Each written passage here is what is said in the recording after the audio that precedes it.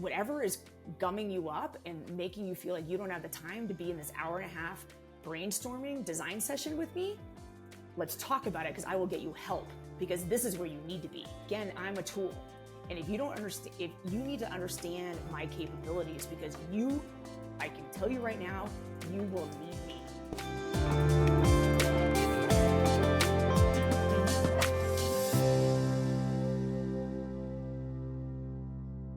Welcome back to Stepwise, a series of juicy conversations with exceptional leaders about their journeys and their wisdom.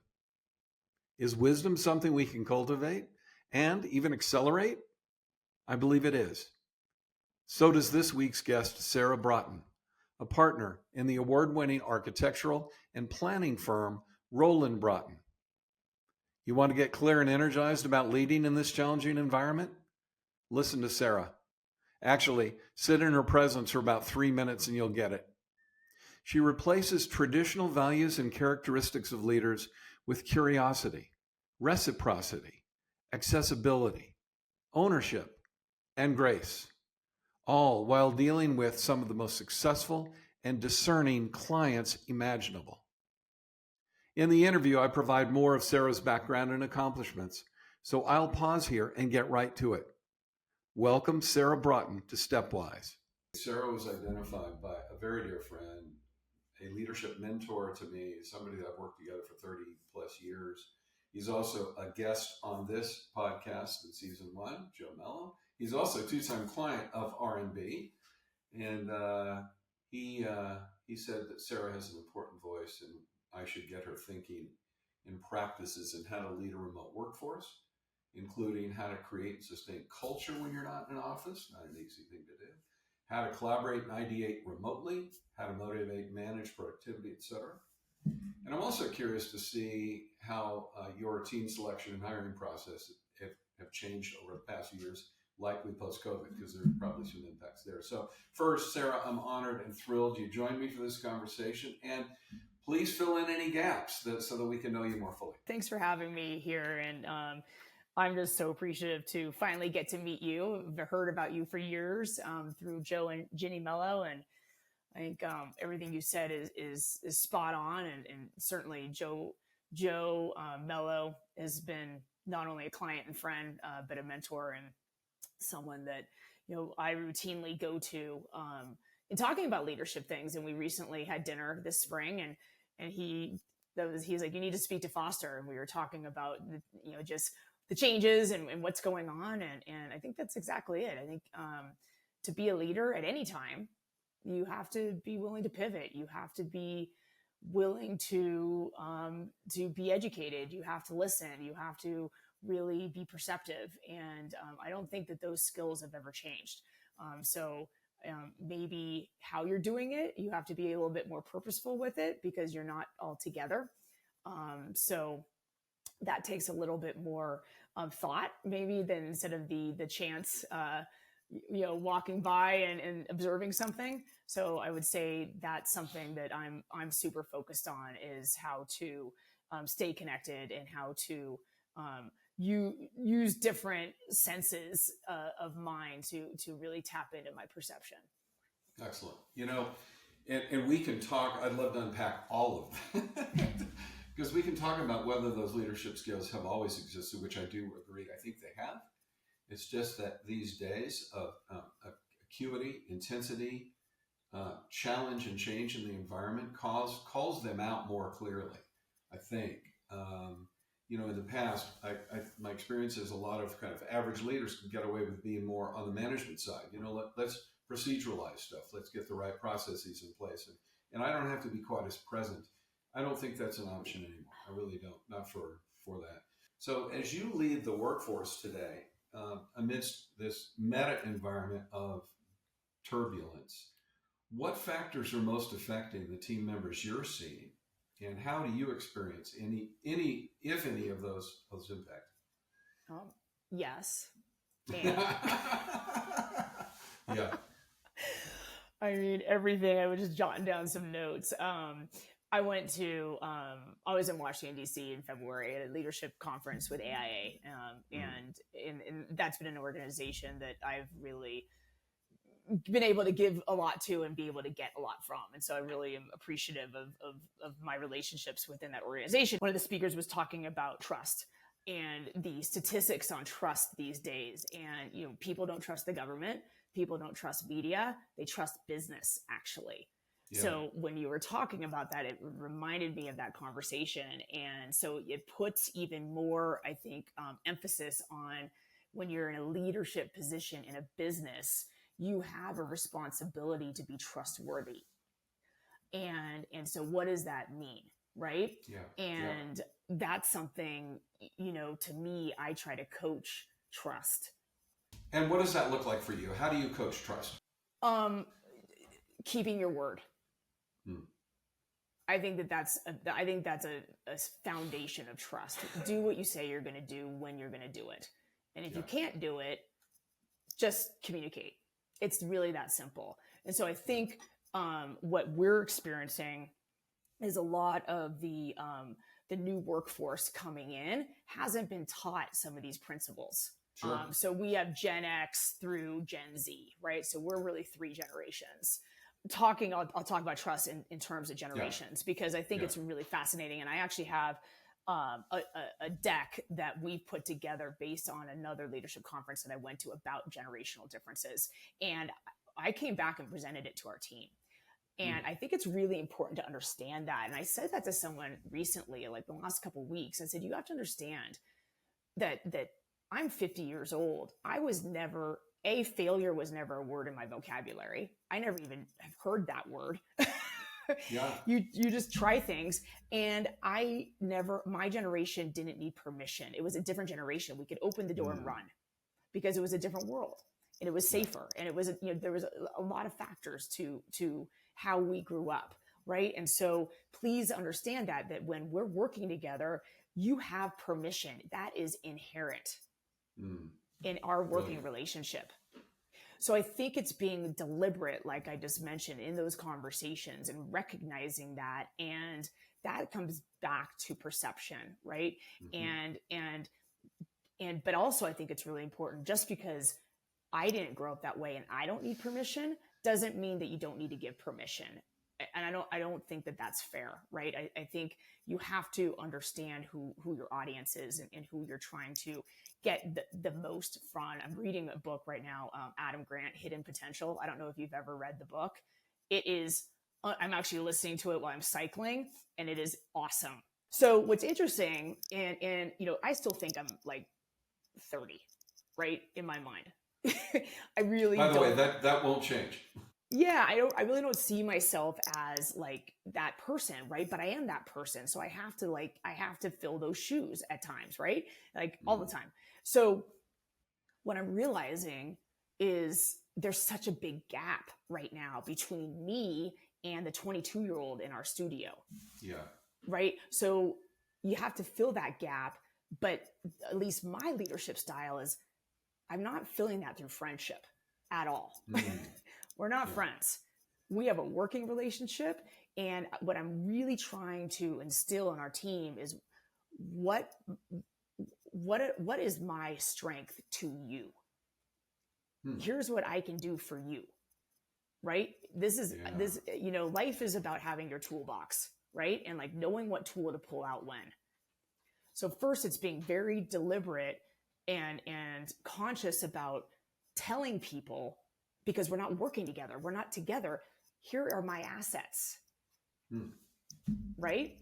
Fabulous. And so this is what I can do for you. And here's when to pull me in. And really doing kind of anecdotal things, right? And go, this is an example. And we say this all the time. When someone comes to us, they're not hiring one person. They're hiring a 50-person firm. They're hiring 500 years of experience. So don't go at it alone. That's right? There is no wire, it's a we. And know when to pull in the perspective and the experience. Because it's even more critical in today's world. Yeah. And so how do you do that when you're remote? Right? Yeah. So I find myself, a trigger for me, I'm going to be honest, is when I see something, when I'm like, if that had only been brought to me, that would not have happened. Yeah. And that's not And so I think there's a big difference between that, because I think it's important. People need to experiment. They need the ability to have a long rope and try stuff, but when you get to a certain level, which we are, our firm's 21 years old, your clients don't want a long rope from your people. Right. They don't want, you know what I mean? And so it's really balancing that, right? And giving people that latitude to try and to learn. And I find that the rope is taking on a different characteristic when you're not together, right? And I don't even know what that is. When you're together and you're sitting like John and I are right now, you can overhear a conversation and you can easily interject and go, gosh, you know what? I would treat that differently this time. Yeah. Next time, I overheard this. Okay, come over here. I want to give you some coaching, which I love the Adam Grant thing. Coaching, not feedback. I actually loved that. Yeah. I really have adopted that. It's taking more time. It's exhausting, to be honest with you. And we just did a wellness survey, right? We do a couple a year, and we just did a wellness survey, and one of the feedbacks we got is people want more like team gathering events. And of course we'll do that. It's just ironic, right? Because it's ironic because it's like, I look back, like, again, we were just in Washington, D.C. I was seeing people that I started my career with in New York City from the 20s, and we're still friends because we would have dinner parties together. We were like making $30,000 a year. We would like go to each other's house and make dinner in New York. And you know what I mean? They're still colleagues and friends. And we were not relying on our office to be creating that. Right. I mean, we were working together. Yeah. Right. Yeah. So the responsibility that we have as leaders, we have to be of an insane expert to our clients. Yep. Right. And we have to be the trusted leader, which means we have to have our shit together. Right. And we have to we have to know what we're doing. We're dealing, and the work that we're doing is $3,000 a foot. These are massive budgets, massive. Yep. Right. And then we have to teach people how to trust, how to build trust over a screen. Right. And now we have to be their social network. And I'm not complaining. I'm just observing. I'm just like, wow, this is a lot. And, so I think a lot of the things that we talk about with our team is reciprocity. Right. And this is a two-way thing. And going back to culture, and I'm very upfront with people, like you're not contributing to culture if you're not coming into the office, and therefore you're just taking. So I don't think most people want to be takers. I really think fundamentally, going back to your meaning, right? And we just heard that Harvard professor at the conference, he was one of the keynotes, speak about happiness, right? And the three keys to happiness. Yeah. And one of the three spokes is a sense of meaning, right? In a question he poses, in his books and in his lectures at Harvard, is if you were going to die for something today, what would it be? Yeah. Right. Yeah. So that sense of meaning is critical. So as a leader, it's really important that you make sure people have that, but you can't just have it in one direction. It can't just be about a project. I don't think it needs to be about the culture and the whole pot, right? It's an aggregate of when, at least from a work perspective. Well, Sarah, you talk about reciprocity, and it strikes me, there are a couple of things that I wanted to comment on. That was one, in that your worldview as a leader today is influenced by this notion of reciprocity. It sounds like you're going to come in, you're going to do your work. I don't have to spoon feed you. I'm going to teach you some basic tenets or principles about how we get it done. But it's a very different worldview than in looking at these multi-generations than a traditional business school might have taught. You have expectancy of full kind of competence, energy, enthusiasm, willingness, candor, all of those kinds of things. And that sounds very intentional. One of my questions was how has your approach to leadership changed how does it call you to fully show up to be able to create those kinds of things? And one of them that you're talking about that I'm very intrigued by is your role as kind of teacher. You've got to teach an awful lot more now today than you might have 10 years. It is different. And I got to tell you, like, you know, we have the honor of working with some really amazing people. Our clients are, you know, top of their game. And, you know, culturally, and one of our, you know, tenants, starting years ago, and we educate our team, this is, you know, we want clients that mentor us as much as we mentor them. And that is just a curiosity, right? And that's just being willing to ask questions. It's, you know, to use a millennial or a Gen Z term, that's a vulnerability. That's, you know, that's just being open, right? And so I think, you know, I really try to approach everyone on the team with that. But I'm also really direct. Like, if I don't have a lot of time, if it needs to be a very short, you know, conversation, and I'm not like teaching someone how to fish today and I just need to give them the fish, I'll say it. Some people exaggerate this and say, to cater to Gen Z, we've got to just open the kimono and be open without boundaries and take what they're giving us and all that stuff. And there are times you're still setting boundaries that said, look, I have to give you a fish today. This is what, this is why, and doesn't take up the rest of the responsibilities that you have, but we're short of time. This is the way it's got to go. Yeah. And also in that pretense being like, I'm not different than our clients. So practice on me. When you're approaching me, be succinct. like, you know, get to the point and edit it, because, and I'm going to help you edit. I had one of our, emerging professionals in her 20s, you know, I was working with her the other day, and she asked about, you know, like responding to emails at night or to a client or on the weekend or whatever. And I was like, always.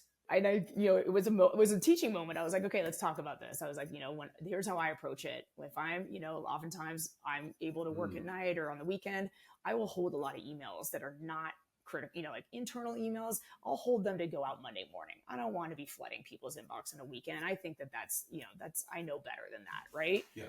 But to a client, that's a different story. And, you know, so but it's hard. These are subtleties. And so how do you teach that when you're not, that was an in-person conversation, thank God, because I don't know if I would have had the opportunity to coach that via this. And she's someone that we actually tapped and said, you need to be coming in the studio more. You're brand new. You're right out of school. So I'll go to our HR person and I'll be like, you got to get them in. I think the other thing that I have seen routinely with new leaders, and even though I think I'm, you know, 25 or 30, I guess I'm not a new leader.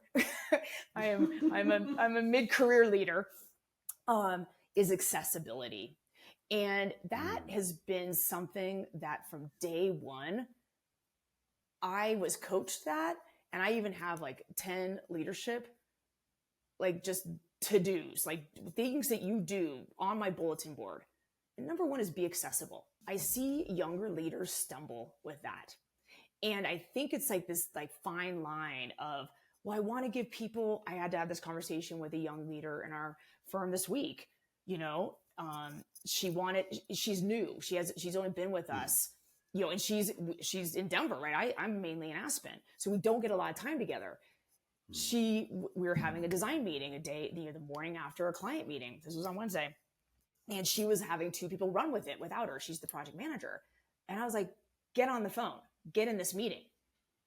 And she was like, you know, I talked to her after because I could tell she was kind of like, you know, I was frustrating her, right? So I addressed it. I was like, I don't want to frustrate you like at all, but here's my why. Like, you are learning me right now and I am learning you. Like we need time together. So don't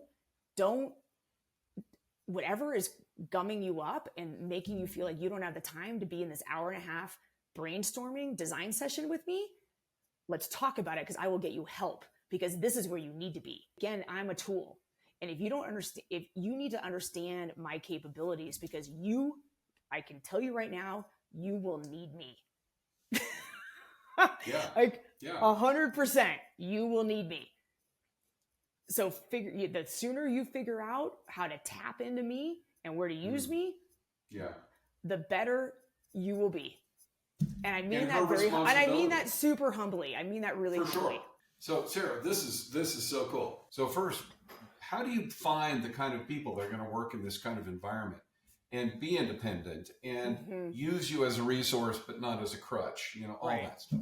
Yeah. I have to be honest with you. I am way not involved in like the hiring process these days. Yeah. We recruit constantly, right? I mean, part of like what I'm doing is recruiting all day long. So it's being very honest about, we have an entrepreneurial type culture, right? And we have the kind of culture where you have to, it's not going to be spoon fed to you. Just being as honest as you can. And sure, we mess up at times.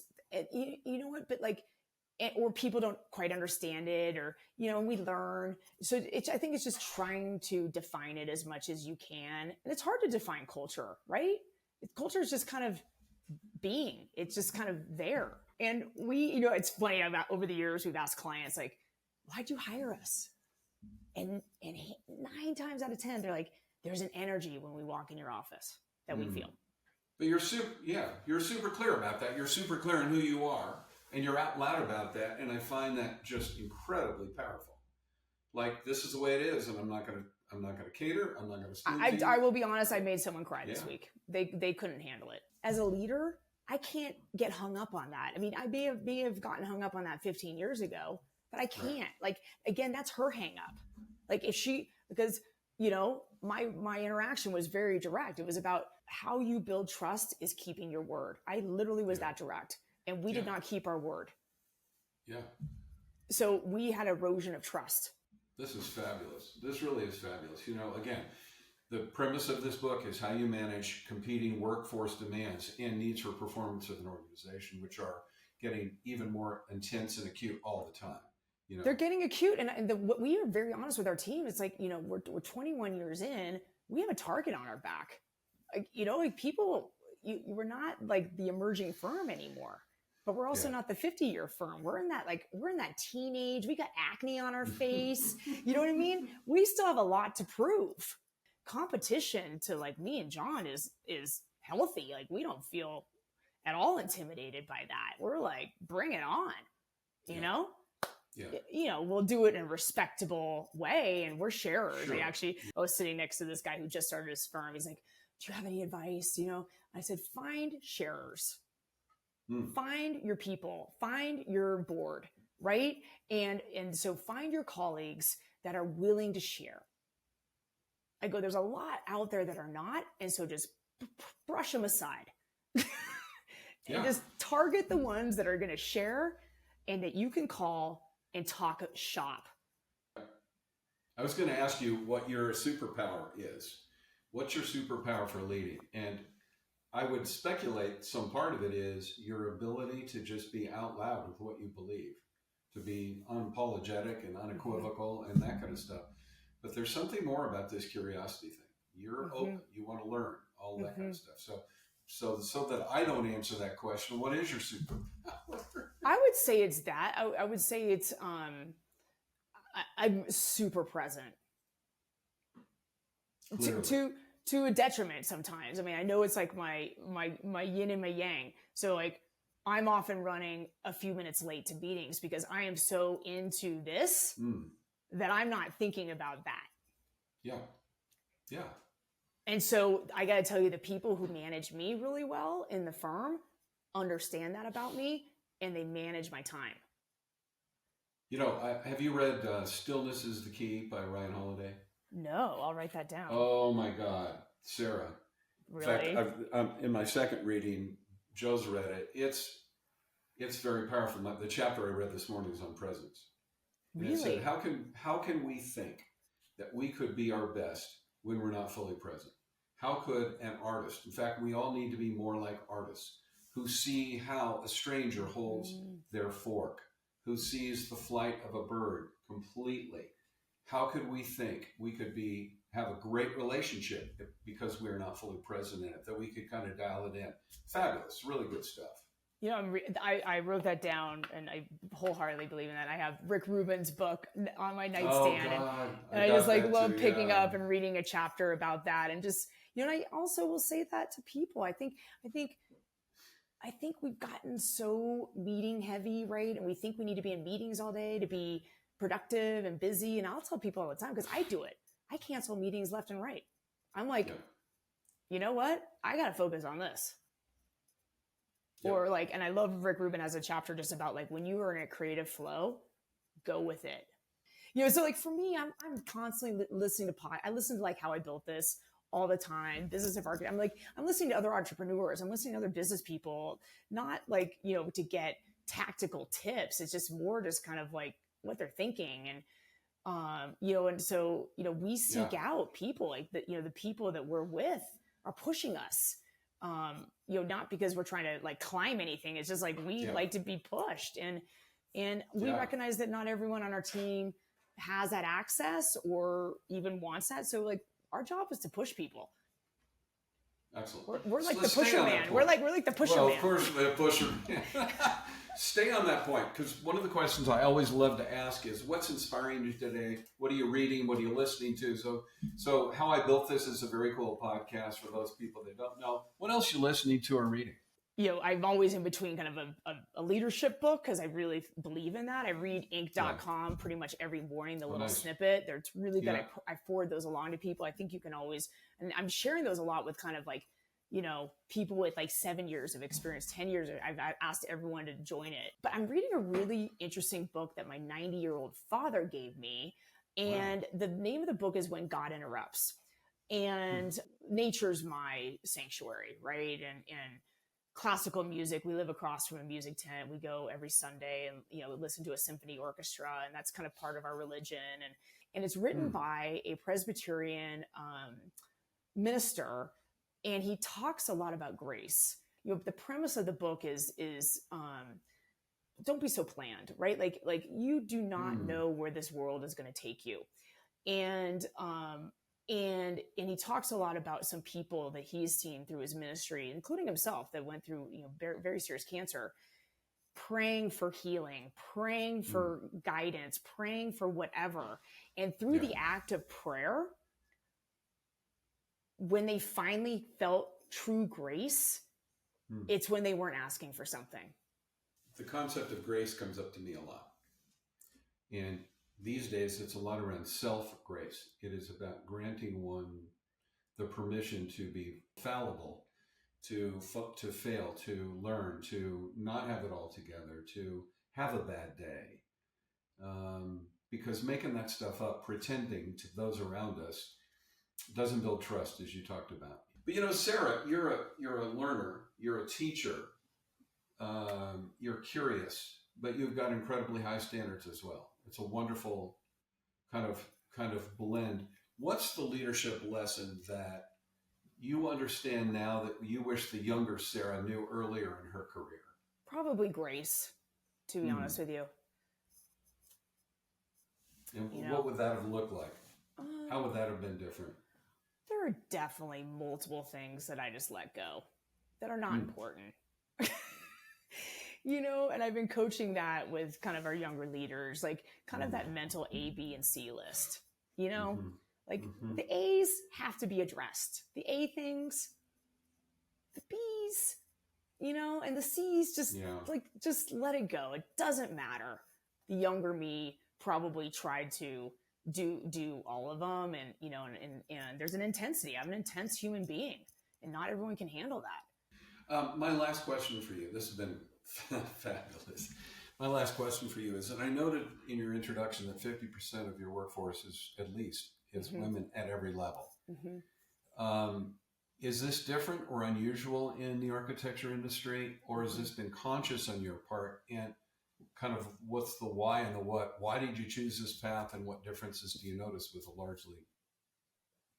Well, it is different. I think the percentage of women architects is around the low 20%. Oh, wow. It's even though in school we have huge attrition. It's awful. Our schools are 50-50, but practicing is like 23%. So we have work to do. Having a woman leader, one of the co-founders, certainly people, flock to that because they want to, representation is really important. So I think that there's, that aspect to it, and we're very equal. We're very, just, and it's evident and obvious. There is no leaning in one direction. And our designs, it's really cool. John and I interviewed with a potential client on Sunday, and they're interviewing 2 other firms, that we really are esteemed colleagues, right? That we really look up to, that are amazing. And their feedback was really cool. They were like, your work compared to their work is very masculine. And and you kind of look at it, you can see what they're talking about. It's a lot of, hard materials and metal. And so I think that the gender equality that we have in the firm really translates to our work.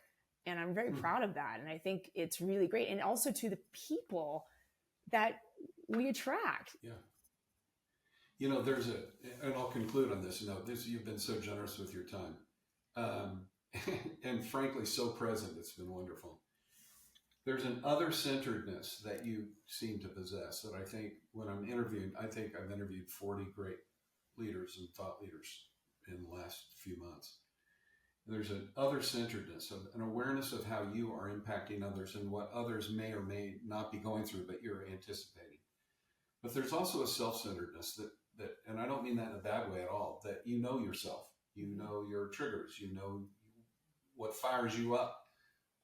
You are aware in the moment. So it's this, I'm experiencing in you this beautiful blend of these two.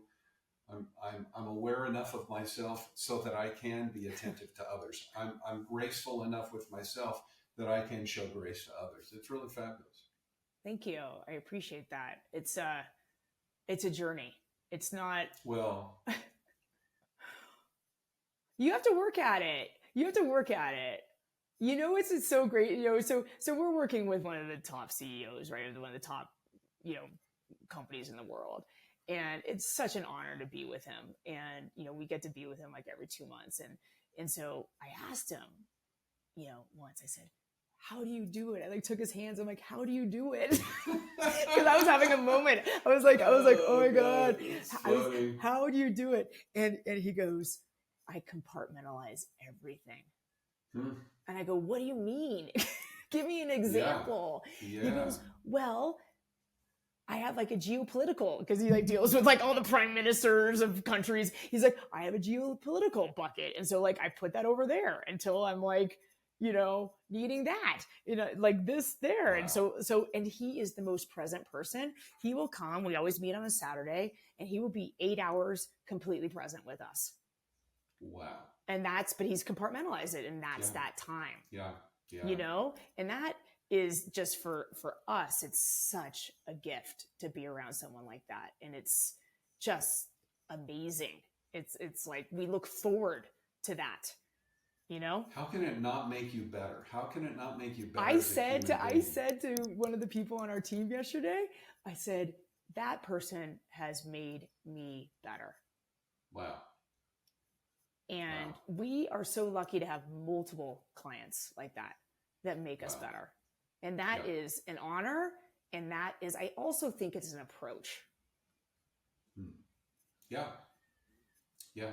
And to me, the ultimate definition of a leader is somebody that makes me better, makes me more capable. Mm-hmm. Yeah, fabulous. It may be hard at times, maybe you might be, it's not for the faint of heart. It's not for the faint of heart. I said we're getting private, one-on-one leadership coaching for one of our principals. And I said, when I went through that, and I was just in tears, I was like, I feel so lonely. So you're like, wow, I really can't talk to these people about the things I'm thinking about. And luckily, John and I are together. But we're in a marriage. We don't want to talk about it all the time. We honestly, the best thing we ever did was hire an HR person. Yeah. Oh yeah, I'm sure. I mean, seriously, it's saved our marriage. We've been married 25 years in August. We don't think that was a huge, huge defense move for us. I've never thought about it that way. Well, Sarah, thank you. For your time. I could talk about this forever. I think it's so fascinating. Cool. Thanks, Foster. Have a great day.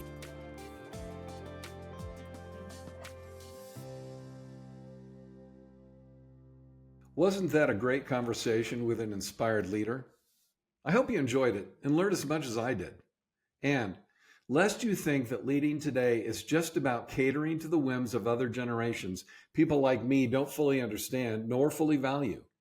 Sarah is testimony to a leader who creates exceptionally high performance to distinctively sophisticated clients who are paying $3,000 a square foot on a new dwelling and don't put up with even A- work, not for a second. She's direct, courageous, candid, energetic, and holds the superpower of presence. Set the table, invite cool people, magic happens. Thanks to Sarah Broughton for this incredible masterclass. Until next time, leaders, step wise. Thank you for listening to Stepwise. Stepwise is brought to you by Dr. Foster Mobley. Edited and promoted by Zetis. You can listen to more episodes wherever you stream podcasts. Find out more at fostermobleymT.com or follow us on social media at Foster Mobley. That's FOSTERMOBLEY. We look forward to having an inspiring conversation with you soon.